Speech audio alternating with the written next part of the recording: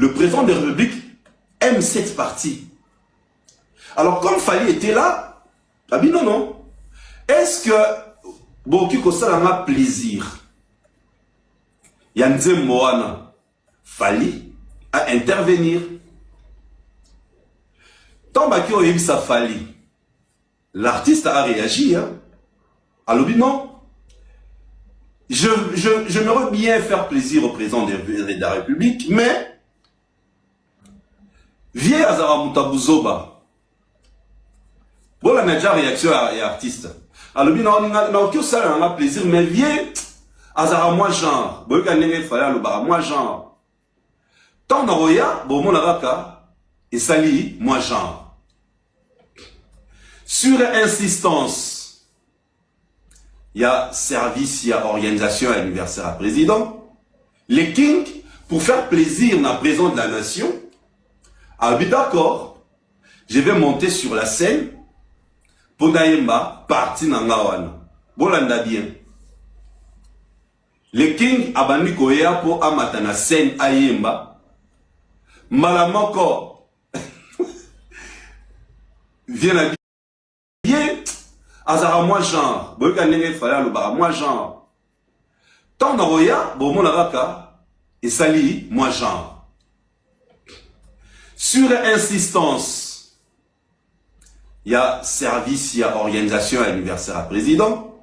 Les kings, pour faire plaisir à la présidente de la nation, a dit d'accord, je vais monter sur la scène pour Naïmba, parti Nangawan. Bolanda bien. Les kings a banni koya pour amata na scène Ayemba. Malamoko vient à biso à Boada. Tant qu'il fallait à côté de la scène pour Ayemba, vient à biso à Boada. Banimba moko joyeux anniversaire. Joyeux anniversaire. Bah pour Ayemba pucha. Tant qu'il fallait à Batimba moko joyeux anniversaire. Joyeux. Fali à Télémi. Bon, la scène, les kings à Télémi. Oh, Zélat. Joyeux anniversaire, Bassi Bayemba Kiamou. Ils ont dit juste Bayemba et Poucha. Yabani maman, joyeux anniversaire. King à Télémi. Azo Zéla. Bon, je suis sous deuxième bêtise. Tant que si, Koyemba joyeux anniversaire, maman qui est sous. Tata Mobimba, Tata Mobimba, oh. King Amoni Bongo Sanini, Akitina et Azongi. Ça a énervé le président de la République. Ça a énervé le président de la République. Parce qu'on a convaincu Fali de venir sur la scène pour pas Aïmba parti na Ewana ya Pucha. Avec Kofi Olomide, c'était pas de la réconciliation. C'était juste pour pas Aïmba Nzemu. Tant King aïe, maman ya côté, joyeux anniversaire. Oh. Le temps c'est là, maman qui est là, tata Mobimba, tata Mobimba. Oh. Ça a énervé le président de la République, le King a Salenini. Azongi. Bayembi et Pouchate. Bayembi et Pouchate. Donc il n'y a pas eu réconciliation. Non. Voilà ce qui s'est passé réellement. Par rapport à il y a action wana oyo. Mon papa Salaki, il y a un boyo qui il est interpellé. Parce qu'il a déshonoré le président devant ses hôtes, devant ses invités. Alors, fallait pour encore faire plaisir au chef de l'État, il est remonté sur la scène. Bon, à niveau, il y a sagesse, il y a fallu.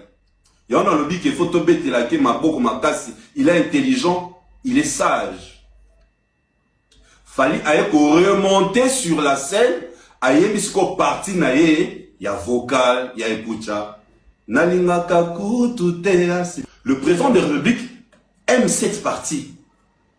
Fiolomide, à un moment donné, Tokomi Kobanga, à un moment donné tozotuna du côté humanisme ya Kofi eza wapi ou du côté responsable.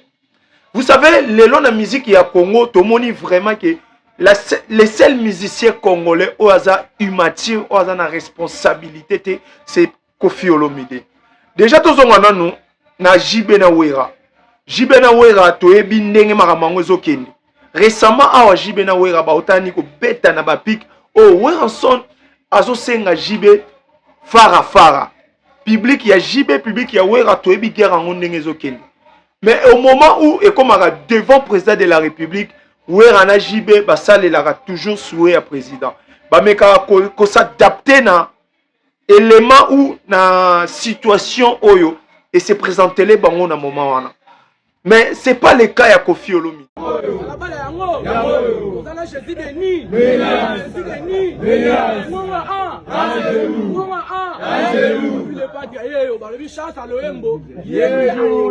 Maman na yo, maman na yo fali pour pas koko na yo. Misemo bazanga tina, misemo bo hemba ka bien te, misemo bo hemba na autotime, misemo bo akoko hemba live vite.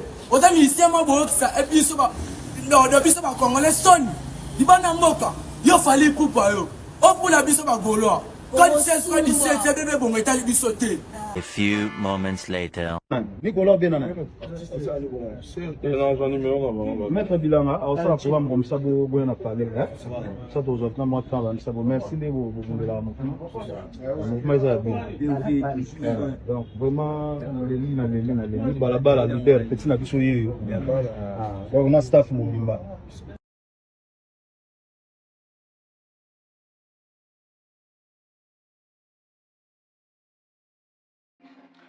Et voilà, très chers fidèles internautes et les abonnés de Max Congo News, bonsoir, bonjour.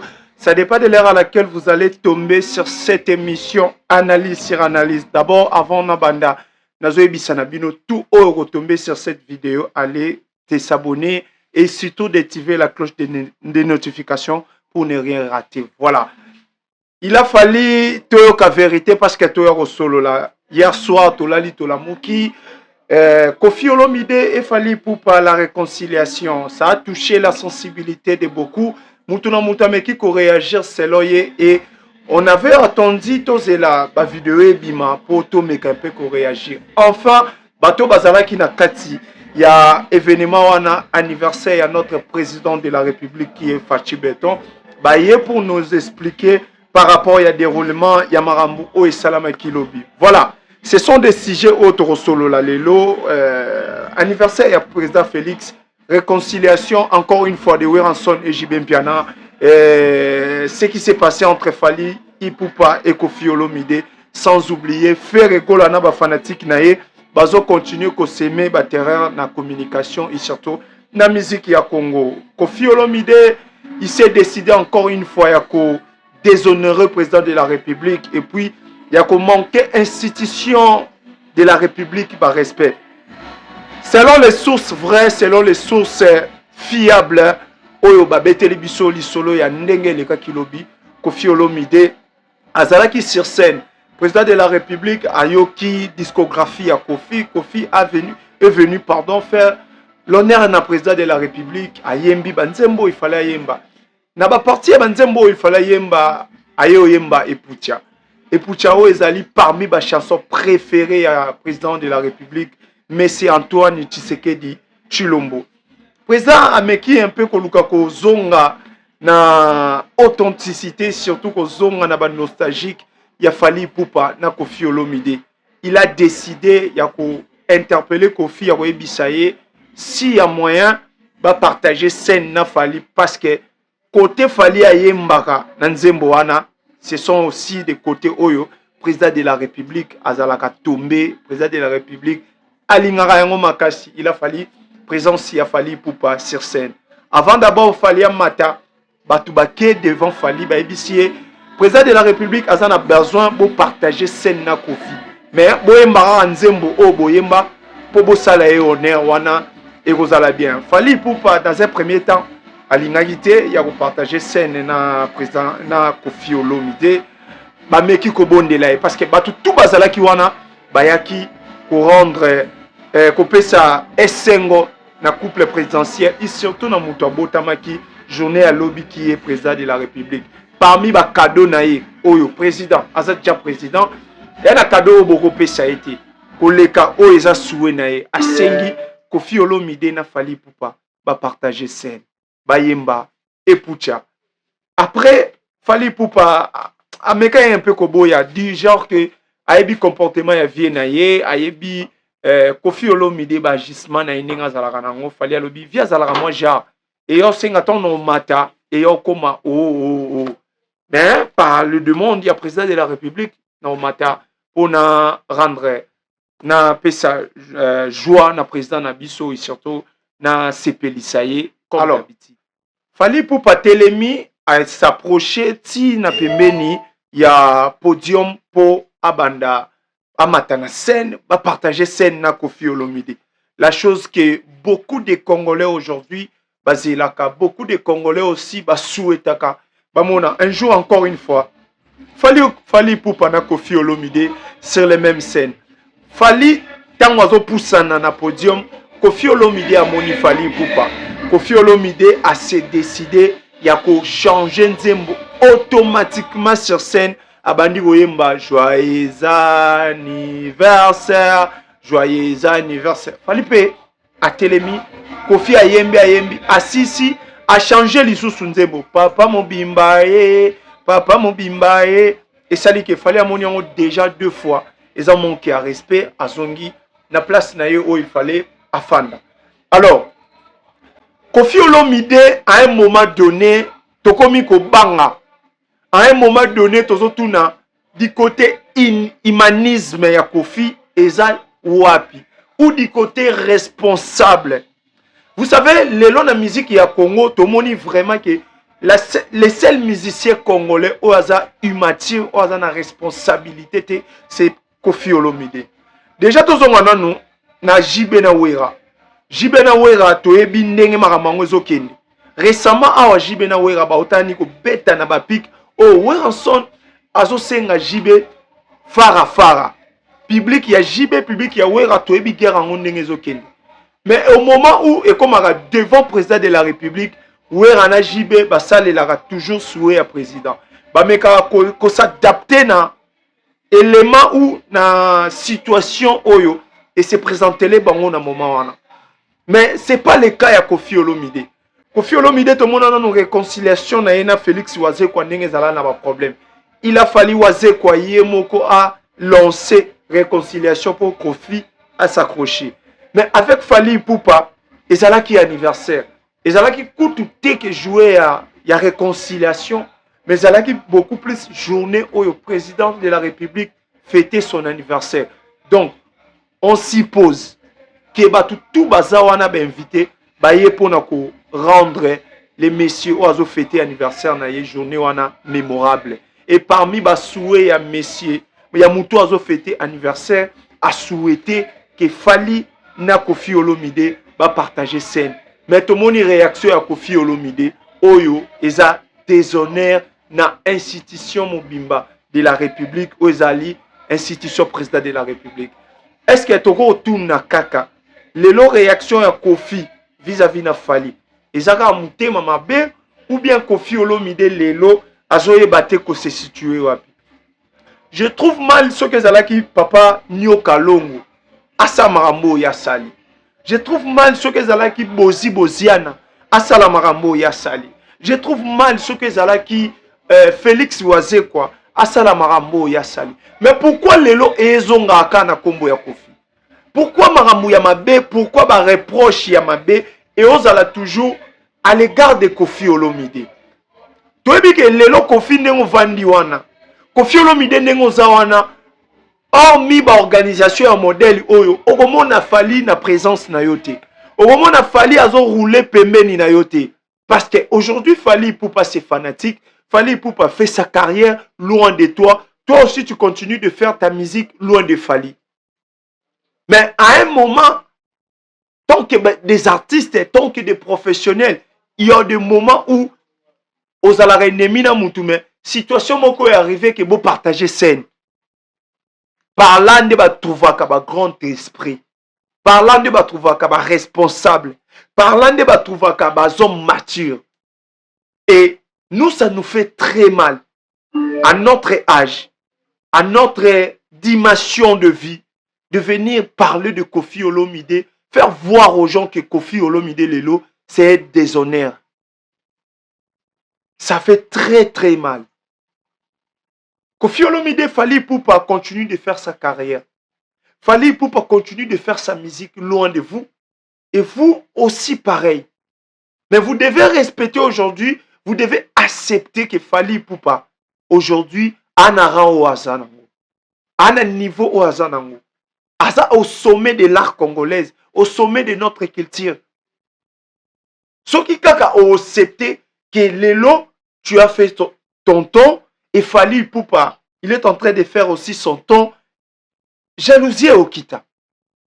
J'ai toujours dit que Koffi Olomide n'a jamais souhaité, à penser qu'à jamais na carrière na eke, à cause de la détrôner la musique à Congo.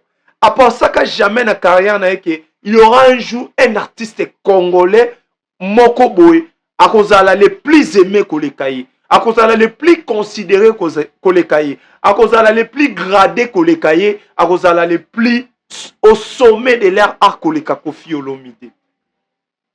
Okay.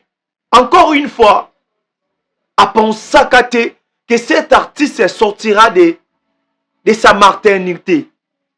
Il n'a jamais pensé que artiste est détrôné, artiste est numéro 1 peut-être de tous les temps de la musique congolaise sortira des quartiers latins.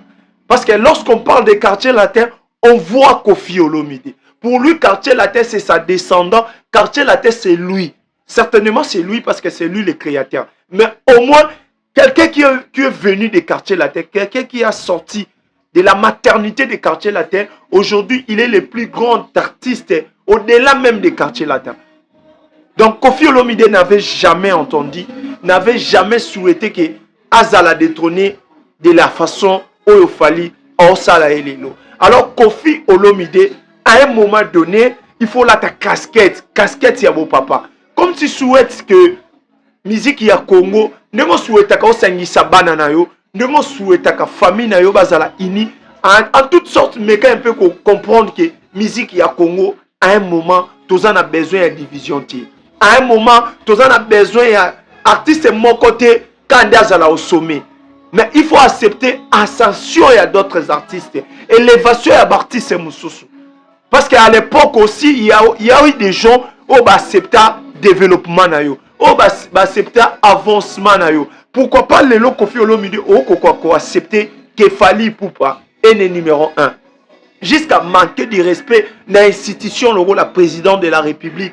Oh, Sengibino, bo rendre service, bo honorer, bo pesa Sengoana parce que cette journée, la journée n'y a sauté, et la journée à naissance naïe. Nini Otomoni, Koffi Olomide a déshonoré président de la République, a boyi, va partager scène na Fally, a sali oye Fala sala, a kanisi, azo salir Fally to, azo, comment on appelle ça, azo dénigrer la personne de Fally, nzo kande, Koffi Olomide, azo dénigrer d'abord, mouto à réunir bino na place wana. Moutou a permettre que bino naba Fally naba weranda jibe bino nyonso ba grand nom ya musique ya Congo beaucoup na jour wana na soirée wana. C'était l'anniversaire du président de la République, s'il vous plaît. Mais tout le monde a le vieux quadra comme d'habitude. Ndenga lingarazala, ndenga salela makambo na ye. Aujourd'hui, Koffi Olomide encore une fois a piétiné ba force, a piétiné effort, à piétiner la responsabilité Oyo Batouba Pesakaï. C'est dommage, mesdames et messieurs. La musique ya Congo, à un moment, il faut tout accepter. À un moment, il faut tout accepter. Toko vandate, to vanda kaka, to glorifier Koffi Olomide, tu dois accepter. Mobutu avait régné 32 ans. Mobutu avait fait 32 ans, mais shit ya Mobutu ezalaki. Même la vie, ils ont talisa biso que okoki ko monter si na niveau moroboy et ozala toujours na moment ya déclin, moment où il faut quitter. Koffi Olomide, tu as fait des succès. Koffi Olomide, tu as des albums. Koffi Olomide, tu as fait des concerts. Koffi Olomide, tu as marqué des générations. Mais, Yebake, Lelo, Koffi Olomide, tu es à ton déclin. Alors, il faut sikoyo, t'as qu'un bon papa, t'as qu'un responsable, il faut accepter la relève, il faut accepter et matelo, tolo belangwata na lingala, yabaninga, to yabartiste oyo, baye na simana bino. C'est très important. Mesdames et messieurs, tozo ebisabino que à l'heure actuelle où nous parlons, il y a des rumeurs que Koffi Olomide Azali arrêté parce que a manqué vraiment l'institution qui est président de la République. Le respect na misu ya batu. Batu pe o bazala ki wana, batu yo ba giraka, batu yo pe ba veyaka pour le bon-être et le bien respect à institution de la République. Je pense que ba meka qui ko interpellé Koffi Olomide to éviter vraiment jusqu'à l'heure actuelle ce qui Koffi Olomide a se tué le niveau nini to à sa place nini. Mais c'est que nous savons, par rapport à l'information, Koffi Olomide Azali interpellé dans l'État pour se justifier par rapport à l'agisement devant le messieurs président de la République qui est Félix Antoine Tshisekedi. Il y a une vidéo qui circule sur notre toit où Azali, comment on a fait rigola, naba fanatique naye, fait rigola. Oya mesana ko partager ba bon moment na ba gaulois opé ba gaulois ba apprécier ka démarche wana à chaque fois Ferregola s'affiche ka na ba fan na ye Ferregola est très fier ya ko partager na ba mélomane et surtout ba gaulois na ye o ba pesa ka force il s'est dit disponible tout le temps ya ba gaulois ceux qui bazana demande na ye mais eza na vidéo ya jeune moko boye avant na wana tout le monde qui m'a ya décoration ya fali ndenge ba Gaulois ba manifestaki vis-à-vis na président de la République Ferregola aboyaki awanganaki ba Gaulois wana nyonso ke ayebi bangote Ferregola lobi batu oyo ba fingaka ce sont pas des Gaulois batu oyo bayaka na ba manque ya respect ba Gaulois te baza ba infiltré. Alors tout le monde qui a agissements Gaulois pendant les semaines où le président de la République avait déclaré officiellement qu'il a décoré Fali Poupa. Après un temps, Ferregola tanga wangani Gaulois musu bazaki choqué. Mais nenge baloba ka nzamba la raté, ba ibaye éponge, nzamba tikala toujours éveillé. Tu yo mona lisusu vidéo un garçon oyo a télémi pour rien. Je vous dis la famille, pour rien du tout, abandi ko finga Fali Poupa. Abandi ko finga ba parents en Fali pour rien du tout. Fali atikali ko sala émission te pour toucher Ferré. Fali a sali eloko morote, mais quelqu'un qui se dit Gaulois, quelqu'un qui se dit défenseur de Ferré, avani a décidé aya ko finga Fali na ba parents na ye. Vidéo zo circuler. Batu ya Ferré na ba page na bango babandi ko wangana o Ferré te mutu atindi ba finga ye réaction ya ba fani ya Fali na kitambo tant bandeki otanga Ferré est-ce que Fali mutu atindaki bango ba fani wana bazalaki masse Fali Poupa atikali ko s'afficher na fani moko te mais ba fani ya Ferré to mona ndenge Ferré opesa bango conseil merci ne bo bundela mouvement. Merci Nenge Bozawana pena présent pour le mouvement Nabino. Je pense que tout ça le programme Boyan a parlé.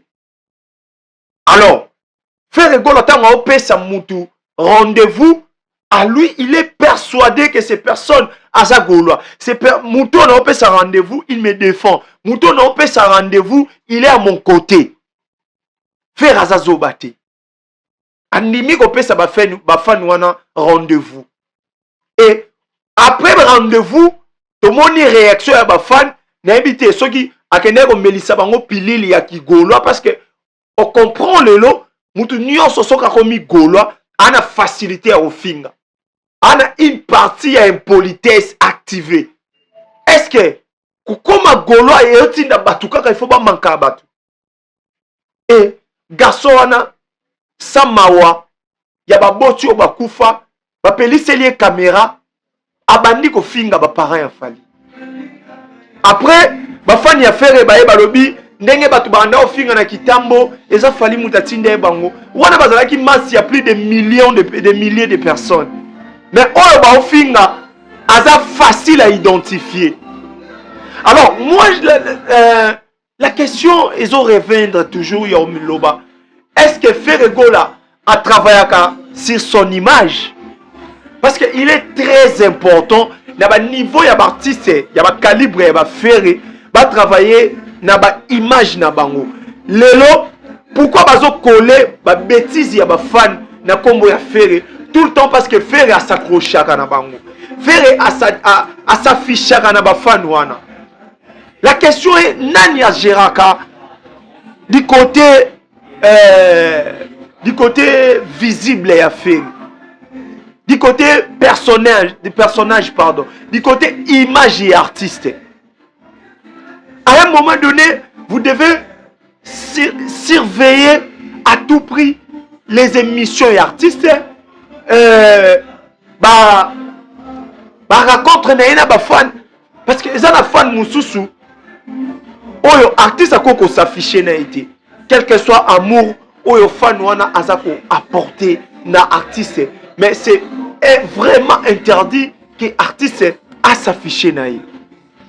Mais tout le monde a lelo côté à Ferre à s'afficher à n'importe qui, à n'importe quel comment, à n'importe quel moment. Il est libre. À sa libre. Artiste azo miti a suscité du côté naïwana, il y a image nini oyazo teka. Image nini oyazo dégagé na batu o ba apprécier l'image de l'artiste. Et on sait la bino neni lelo batu ba otala Ferre ba moni muto Ferre opesa na rendez-vous ba oseka qui se dit Gaulois lobby appeli si caméra ofinga mama ya famille ya artiste loko la Fally Ipupa. Mais maman Monique abotaka Fally te azana bana azana ba nièce azana ba cousine azana ba tante. Elle a toute une famille. Oh lelo ti lelo balelaka la disparition de kona bango. Pourquoi ce monsieur, cet imbécile a vendu, a décidé à finga Fally pour rien? C'était quoi la cause? Si vous voulez défendre l'artiste, défendre Ferre n'a pas d'argument. Vous le dites toujours que c'est le meilleur artiste congolais. C'est le meilleur voix de notre pays. C'est quelque part pareil. Normal, pardon. Mais pourquoi venir injurier? Pourquoi venir manquer de respect dans le bateau? Est-ce que par là vous vous dites que vous avez poussé Ferre? Par là vous soutenez l'artiste? Est-ce que vous êtes sérieux? Vous pensez injurier Fally Ndero peut ça faire un disque d'or? Vous pensez injurier Fally Ndero et vous matissez faire un niveau au Fally Anangolelo? Mais mes frères, mes sœurs, je vous dis, je suis désolé. Et ça quitte encore une fois Ferre. Si vous voulez communiquer au nom de Ferre, vous avez ni Ferre en salle. Quel opus c'est un marché? Quels sont les projets de l'artiste? Jusqu'à présent, tout la Copebox à Londres, na maina misu. Après 3 ou 4 jours, il y a concert na accord arena le 4 avril, faire à Fungola qui billetterie. À Fungola qui billetterie, il y a Copebox. Lelo, combien de mois? Combien de mois pour 7000 places? Oh, Golo a jusqu'à présent difficulté en somme. Est-ce que par là, beaucoup de nous évolution, il y a un programme, nabino, évolution, il y a artiste, pour vous mettre un peu qu'on apporter quelque chose. Golo a fait maman a Fally, a bien on n'est pas télécharger en zembo et faire une internet. Non, il y a téléchargement comme moi, mais qu'on ne yo café. Abonnement, il y a Spotify, Azana Ngoti. Ma plateforme, il y a Ophélie. On va dire que consommer l'artiste gratuitement. Il y a des difficultés. Mais au moins, il y a des gens qui se disent qu'il y a affaire.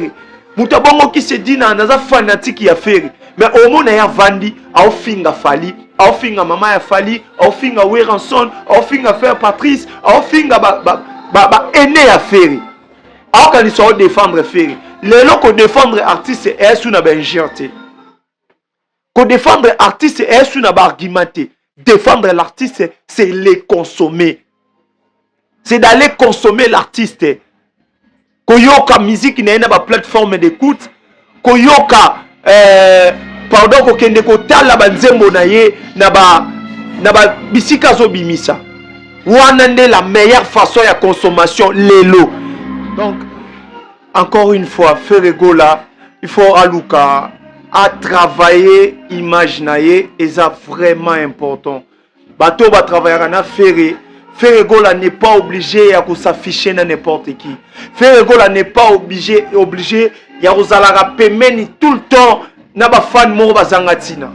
Parce que lelo bateau balingaka ferrete bako s'accrocher na ba vidéo wana. Bako s'accrocher na marambu o faire a penser que on sala bien na ba fan na ye mais ezozongela ye.